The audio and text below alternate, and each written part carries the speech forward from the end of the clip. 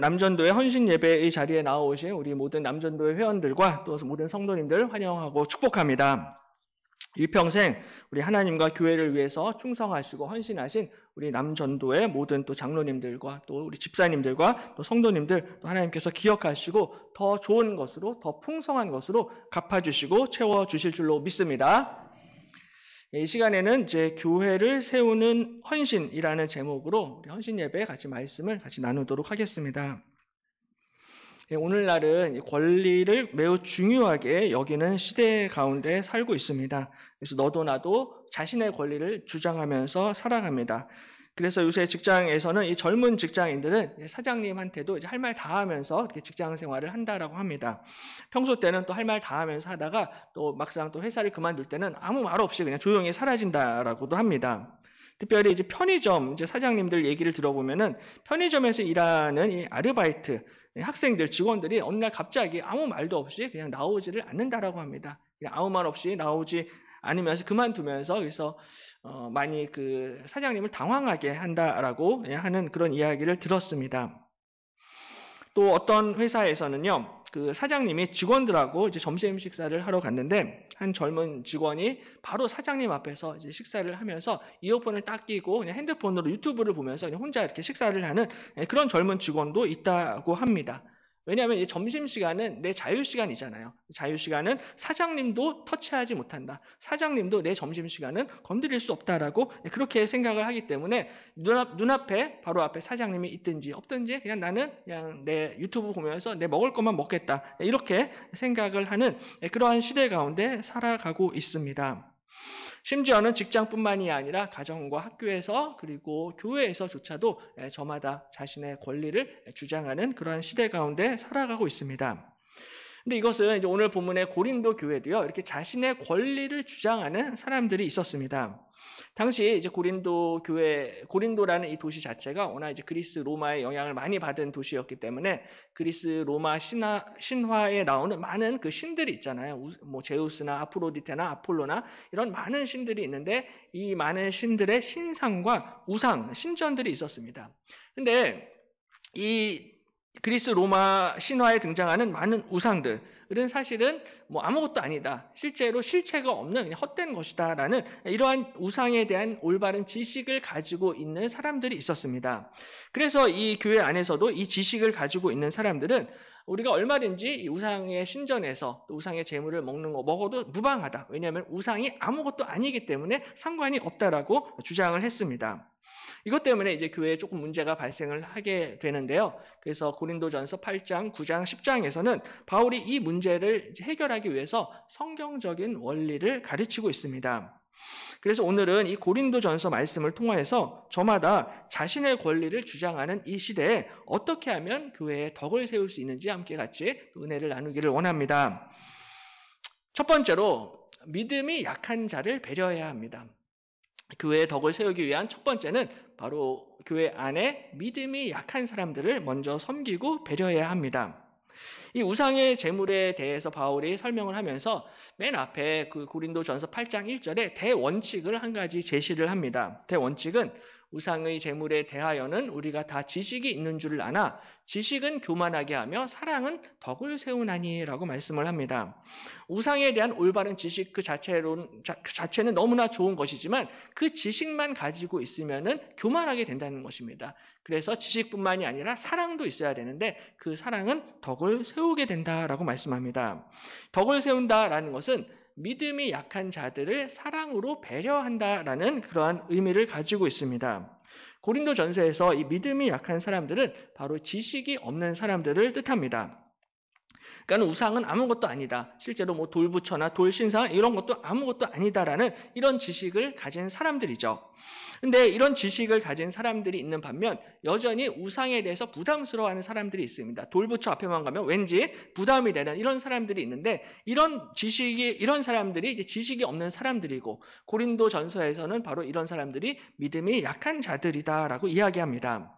그래서 구체적으로 8장 9절에 그런즉 너희의 자유가 믿음이 약한 자들에게 걸려 넘어지게 하는 것이 되지 않도록 조심하라. 지식 있는 내가 우상의 집에 앉아 먹는 것을 누구든지 보면 그 믿음이 약한 자들의 양심이 담력을 얻어 우상의 제물을 먹게 되지 않겠느냐 말씀합니다. 우상의 제물은 아무것도 아니다라는 이 지식을 가지고 있는 사람이 본인의 지식을 믿고 우상의 집에 들어가서 우상 신전에서 우상의 제물을 앉아 먹는데, 그것을 또 믿음이 약한 사람들이 그 장면을 보게 되면은 양심의 담력을 얻어서 본인들도 이 제물을 먹게 되고, 근데 문제는 본인들의 믿음이 약하다 보니까는 양심이 약하여지고 양심이 더러워지게 된다라고 말씀을 합니다. 근데 그 믿음이 약한 자는 역시 예수님이 그를 위해서 죽으신 예수님 안에서의 형제 자매입니다. 그러므로 그들의 양심을 상하게 하는 것은 그리스도께 죄를 짓는 것이다 라고 말씀을 합니다. 그래서 실제로 이 고린도 교회 사람들이 우상의 제물 문제, 먹고 마시는 문제로 싸우고 있는데, 사실은 이것이 음식의 문제가 아니다라고 바울이 지적하고 있습니다. 겉으로는 먹는 문제 갖고 너희들 싸우는 것 같지만 실제로는 너희 안에 있는 교만함 때문에, 너희 안에 있는 죄성 때문에 지금 너희들 싸우는 것이다라고 지적합니다. 그래서 11절에 그러면 내 지식으로 그 믿음이 약한 자가 멸망하나니 그는 그리스도께서 위하여 죽으신 형제라. 이같이 너희가 형제에게 죄를 지어 그 약한 양심을 상하게 하는 것이 곧 그리스도에게 죄를 짓는 것이니라 라고 말씀합니다. 지식이 있고 믿음이 강한 자들이 오히려 믿음이 약한 자들을 너희들이 멸망을 시켰다라고 이렇게 말씀합니다. 근데 그 형제들은 예수님이 그를 위해서 죽은 형제들입니다. 그러므로 그 형제들을 멸망하게 하고 그 형제들을 실족시키는 것은, 그것은 바로 예수 그리스도께 죄를 짓는 것이다 라고 말씀을 합니다. 사실은 우리가 교회 생활, 신앙생활을 하면서 누구나 상처를 줄 때도 있고요, 상처를 받을 때도 있습니다. 저도 수십 년간 교회 생활을 하면서 당연히 상처를 많이 받은 적도 있고요, 때로는 상처를 줄 때도 있습니다. 근데 많은 경우는 이 상처가 너무 이제 교회 안에서 빈번하게 발생을 하다 보니까는 이걸 되게 좀 가볍게 생각을 하는 경향이 있습니다. 왜냐하면 어차피 사람들 모이는 곳은 다 그런 거 아니야?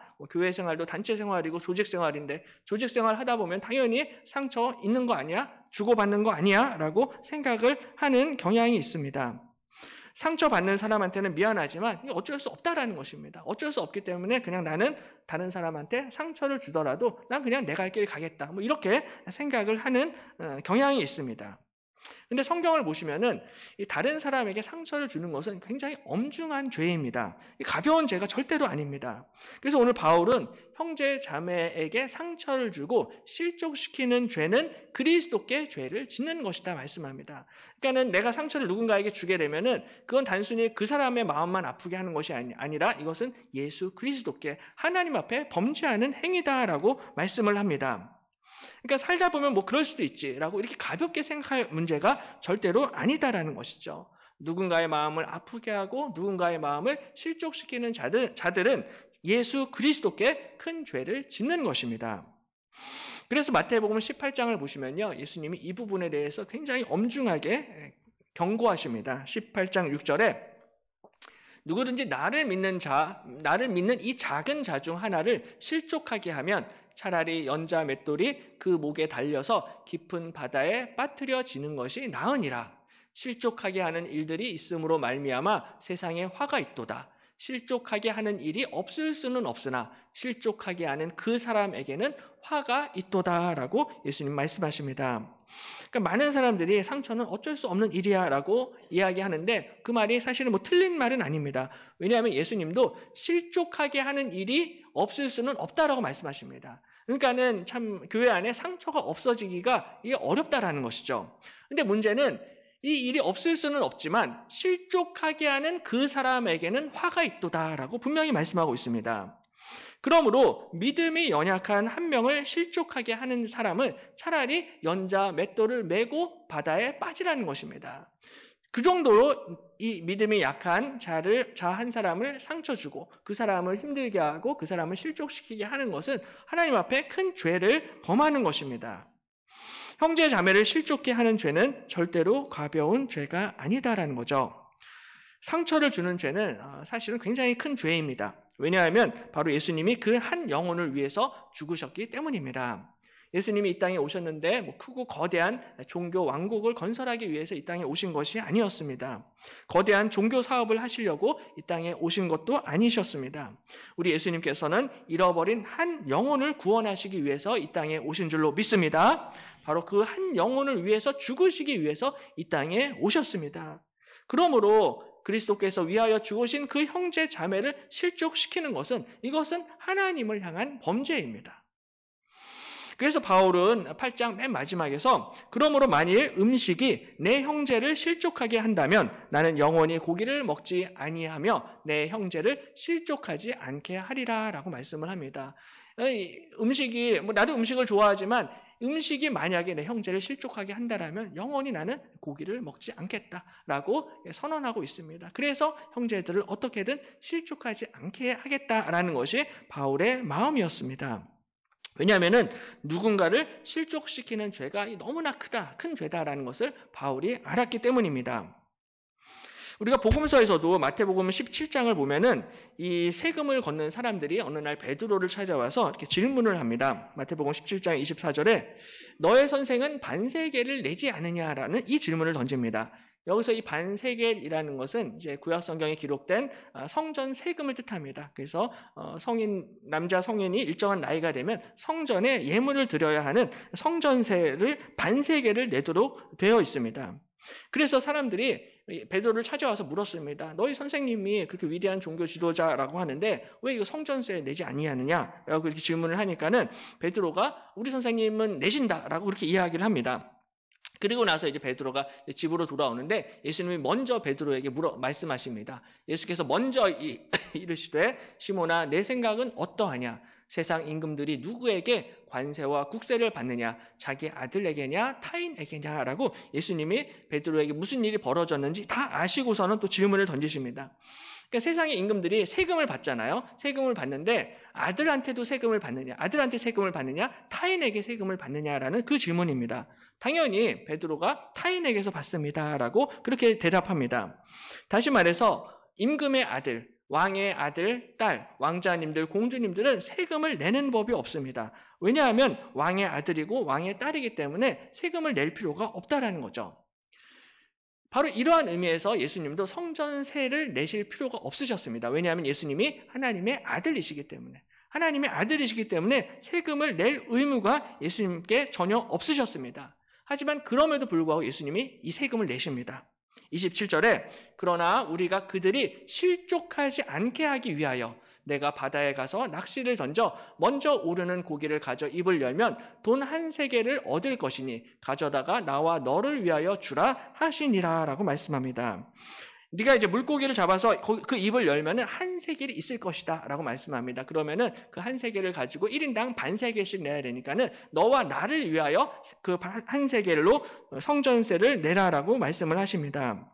그러니까 예수님이 하나님의 아들이시기 때문에 내실 필요가 없으셨지만은 일부러 이 반 세겔, 한 세겔이 성전세를 내시는 것을 볼 수가 있습니다. 왜냐하면은 그들이 실족하지 않게 하기 위해서. 여기서 그들은 지식이 없는 사람들, 믿음이 약한 자들이었습니다.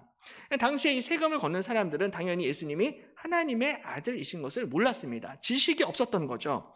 고린도 교회의 성도들이 믿음이 연약했던 그 사람들이 있었던 것처럼 이 사람들이 지식이 부족했던 것처럼 그 당시에 세금을 걷는 사람들도 지식이 없었습니다. 근데 바로 예수님께서는 이 지식이 없는 믿음이 연약한 사람들을 실족하지 않게 하시려고 내실 필요가 없으셨지만 성전세를 내셨던 것입니다. 사실 예수님은 그 누구보다도 많은 지식을 가지고 계셨습니다. 그래서 굳이 내가 성전세를 낼 필요가 없다는 것을 아셨습니다. 안 내도 되는 자유와 권리를 예수님이 가지셨습니다. 하지만 예수님께서는 연약한 사람들을 위해서 스스로의 자유와 권리를 스스로 포기하신 것입니다. 바로 이것이 교회의 덕을 세우는 사랑인 줄로 믿습니다. 교회의 덕을 세우는 성도들은 다른 사람들을 실족시키거나 다른 사람들에게 상처를 주는 부분에 대해서 극도로 조심해야 됩니다. 상처를 가볍게 생각을 할 수 없다라는 거죠. 그래서 로마서 15장 1절에 믿음이 강한 우리는 마땅히 믿음이 약한 자의 약점을 담당하고 자기를 기쁘게 하지 아니할 것이라. 우리 각 사람이 이웃을 기쁘게 하되 선을 이루고 덕을 세우도록 할지니라 라고 말씀합니다. 그리스도께서 자기를 기쁘게 하지 아니하셨나니라고 말씀합니다. 그러니까 믿음이 강한 사람들은요, 믿음이 약한 자의 약점을 담당을 하고 자기를 기쁘게 하지 아니하는 것이 믿음이 강한 사람들의 의무입니다. 책임입니다. 그래서 우리 각 사람이 이웃을 기쁘게 하되 선을 이루고 덕을 세우도록 해야 한다는 거죠. 이 자기를 기쁘게 하지 않는다라는 것은 나 자신의 만족과 나 자신의 유익을 구하지 아니한다라는 그런 의미입니다. 그래서 내 유익보다 다른 사람의 유익을 먼저 생각을 하고 내 기쁨보다는 다른 사람의 기쁨을 먼저 생각을 하는 사람들입니다. 이것이 바로 나중에 고린도전서 13장에 나오는 사랑의 의미입니다. 사랑은 오래 참고 사랑은 온유하며 쭉쭉 이야기하다가 사랑은 자기의 유익을 구하지 아니하며 라고 말씀합니다. 하나님이 기뻐하시는 사랑은 자기의 유익을 구하지 않는 것입니다. 오히려 교회의 유익을 구하고 교회의 다른 형제 자매들의 유익을 구하는 사람들이죠. 그래서 내가 고기를 좋아한다 할지라도, 내가 술을 좋아한다 할지라도, 내가 담배를 좋아한다 할지라도 그것이 다른 형제 자매들을 기쁘게 하지 아니한다라면은 내가 바울처럼 예수님처럼 기꺼이 내가 포기하겠다라고 결단하는 사람들이 바로 교회의 덕을 세우는 사람들입니다.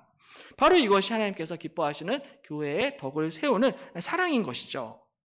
그러므로 바울은 지식은 교만하게 하며 사랑은 덕을 세우나니라고 말씀을 합니다. 여기서 노란색 글씨로 세운다라는 이 단어가 헬라어로 오이코도메오라는 단어인데요. 이 단어는 짓다, 세우다라는 단어입니다. 이 단어는 동사인데요. 명사형이 고린도전서 3장 9절에서 사용이 되고 있습니다. 우리는 하나님의 동역자들이요 너희는 하나님의 밭이요 하나님의 집이니라라고 말씀을 합니다. 여기서 이제 교회를 하나님의 밭 그리고 하나님의 집으로 비유를 하는데 이 집이라는 단어가 바로 헬라어로 오이코도메라는 아까 그 동사의 명사형 단어입니다. 그래서 이 뜻은 건물, 건축물, 세움 뭐 이런 뜻을 가지고 있습니다. 그래서 그 고린도전서에서 세우다라는 단어는 항상 이 교회를 염두에 둔 단어다라고 할 수가 있습니다. 교회를 어떻게 하면 잘 세울 수 있는가? 교회를 어떻게 하면 교회에 덕을 세울 수 있는가? 이것을 항상 우리에게 가르쳐주고 있습니다. 바로 이 교회라는 하나님의 집은 사랑으로 지어져 간다라는 사실을 믿으시기를 바랍니다. 교회는 사랑으로 세워지는 것입니다. 지혜도 중요하고 지식도 중요하고 재물과 은사도 중요하지만 결국에는 그 모든 것이 사랑으로 나타나야만 된다는 것입니다. 바로 이 사랑이 우리 교회에 넘치고 오늘 우리 남전도회 회에 충만하게 임하시기를 축복합니다. 바로 이러한 사랑으로 믿음이 연약한 지체들을 먼저 섬기고 배려하게 될 때 우리 교회가 평안하여 든든히 세워지게 될 줄로 믿습니다. 또 한 가지는요, 우리가 교회의 덕을 세우기 위해서는 자신의 권리를 내려놓아야만 합니다. 교회의 덕을 세우기 위해서는 나 자신의 권리와 자유를 포기할 수 있어야 된다는 거죠. 그래서 9장을 시작하면서 바울은 이 부분에 대해서 본인의 본보기, 본인의 사례를 직접 이야기합니다. 1절에 내가 자유인이 아니냐, 사도가 아니냐, 예수 우리 주를 보지 못하였느냐, 주 안에서 행한 나의 일이 너희가 아니냐라고 말씀을 합니다. 1절에만 보시면은 이 의문문을 4개를 연속을 해서 사용을 하고 있습니다. 4개의 질문을 연속적으로 던지고 있습니다. 그래서 제가 색깔을 좀 다 다르게 했어요. 그래서 내가 자유인이 아니냐 질문이죠. 사도가 아니냐 또 질문입니다. 예수 우리 주를 보지 못하였느냐 질문이고요. 주 안에서 행한 나의 일이 너희가 아니냐라고 연속적으로 4개의 질문을 던지면서 바울이 이야기하고 있습니다.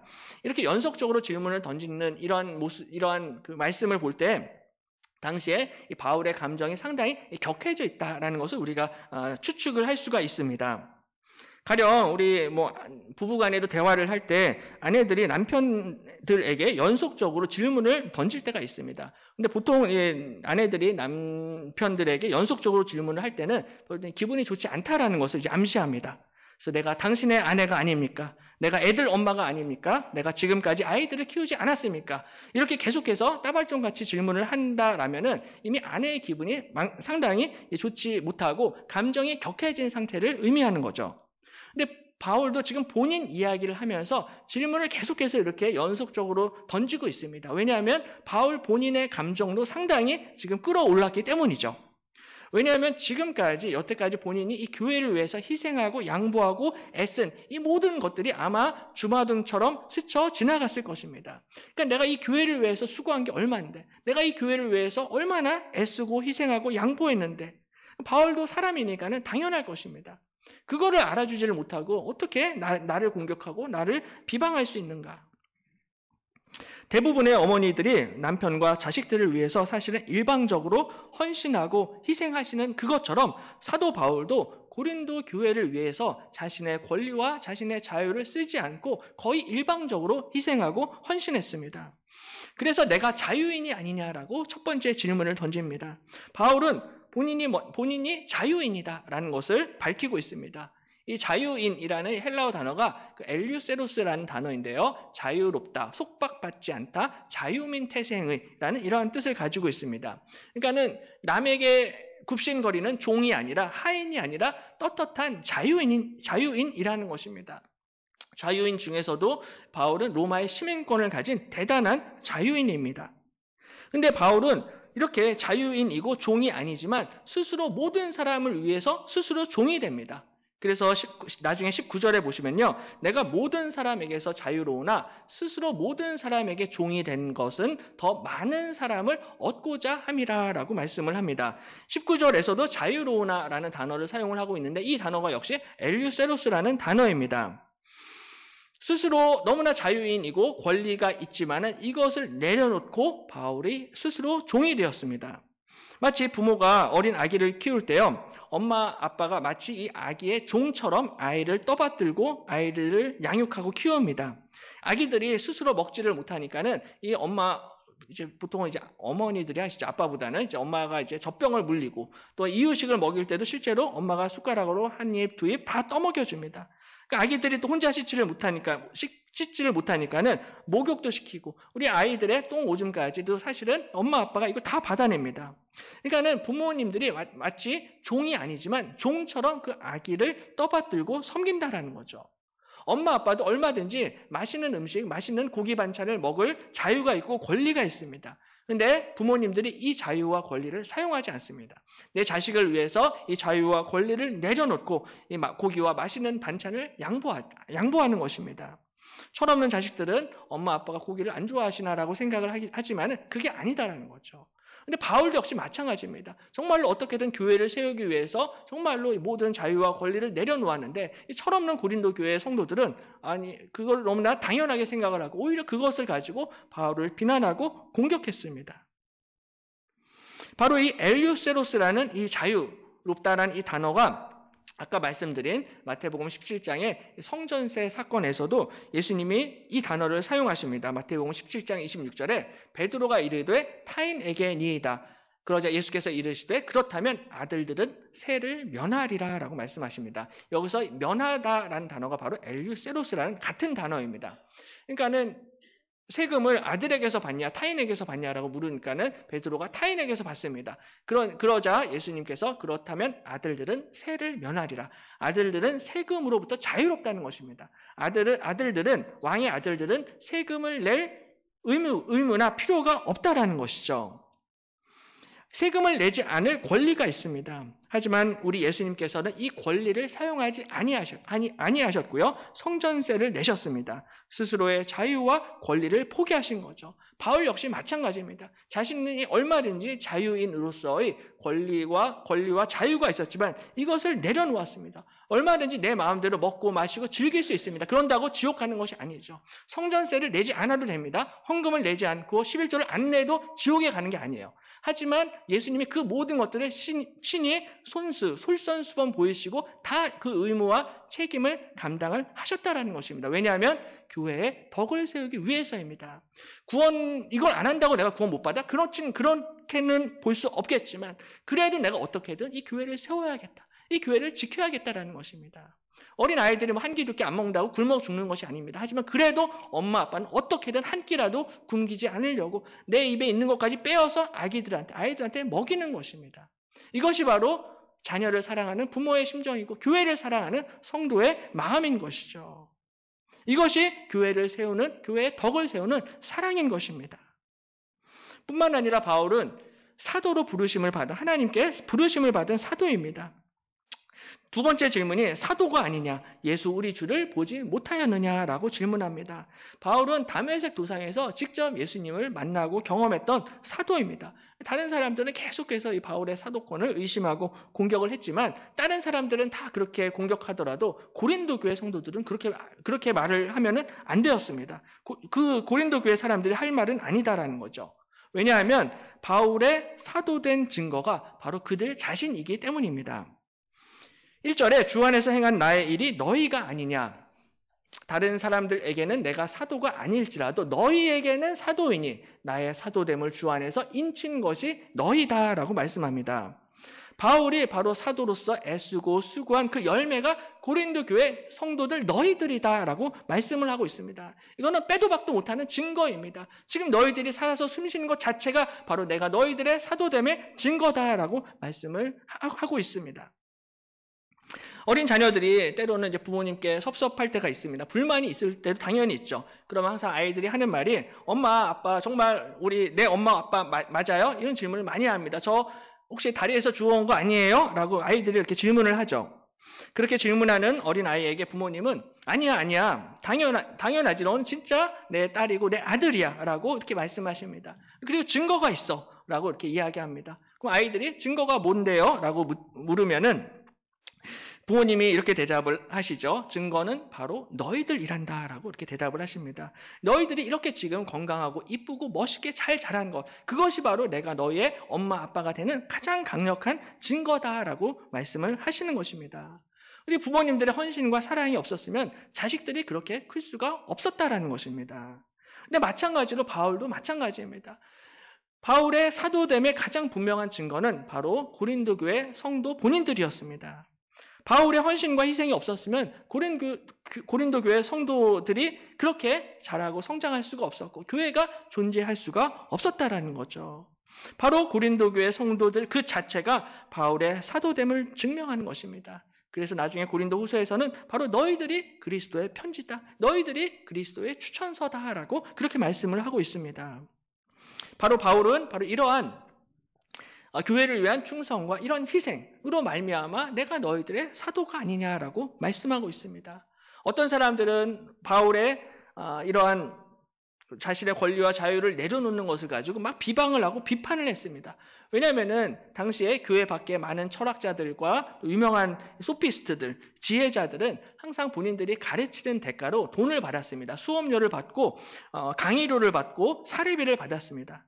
요새도 우리 유튜버들이 구독자 수 10만 명이 넘으면요, 실버 버튼을 받고 100만 명이 넘으면 골드 버튼을 받는다라고 합니다. 그리고 수많은 수익을 창출하고 있습니다. 그래서 적게 버는 사람들은 1년에 몇 억씩 벌고, 많이 버는 사람들은 미국에 보니까는 9천억까지 1년에 수익을 얻는 그런 유튜버들도 있습니다.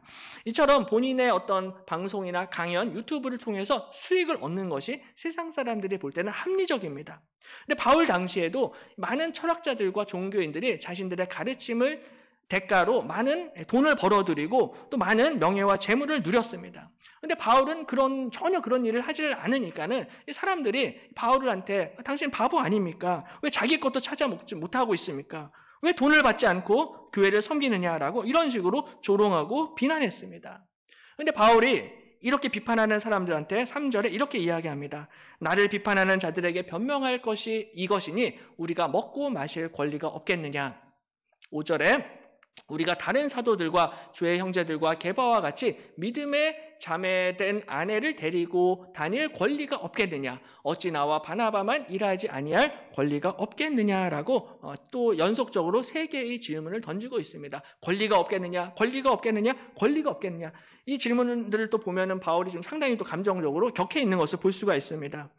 바울이 먹고 마실 권리가 없겠느냐? 당연히 있다라는 것입니다. 바울이 정말 베드로와 다른 사도들은 전부 다 와이프 데리고 선교여행 다니는데 바울도 당연히 결혼해서 그렇게 아내 데리고 선교여행 다닐 권리가 있다라는 것입니다. 다른 목사님들은 다 사례비 받는데 바울도 당연히 사례비 받을 권리가 있다라는 거죠. 나와 바나바만 저렇게 죽도록 일하라는 법이 있느냐라고 질문하는 것입니다. 그런데 바울은 이 모든 권리를 가지고 있었지만 이 권리를 사용을 하지 않았습니다. 교회의 덕을 세우기 위해서 자신의 자유와 권리를 포기하고 절제하였던 것이죠. 그리고 바로 성경은 이것이 하나님이 기뻐하시는 교회의 덕을 세우는 사랑이다라고 말씀하고 있습니다. 그러므로 정말로 하나님을 위해서, 성도들을 위해서 교회의 덕을 세우고 또 자기 자신의 권리와 자기 자신의 자유를 내려놓게 될 때 우리 하나님께서 우리 교회를 축복하시고 교회가 평안하여 든든히 세워지게 될 줄로 믿습니다. 우리가 자신의 권리와 자신의 자유를 내려놓을 때 하나님께서 우리를 보시고 잘하였도다 착하고 충성된 종아 칭찬을 하실 줄로 믿습니다. 그래서 바울처럼 정말로 교회의 덕을 세우기 위하여서 내 자유와 권리를 내려놓고 모든 일에 절제함으로 마지막 날에 승리의 면류관을 받으시는 우리 모든 남전도의 회원들과 모든 성도님들 되시기를 주님의 이름으로 간절히 축원합니다. 기도하겠습니다.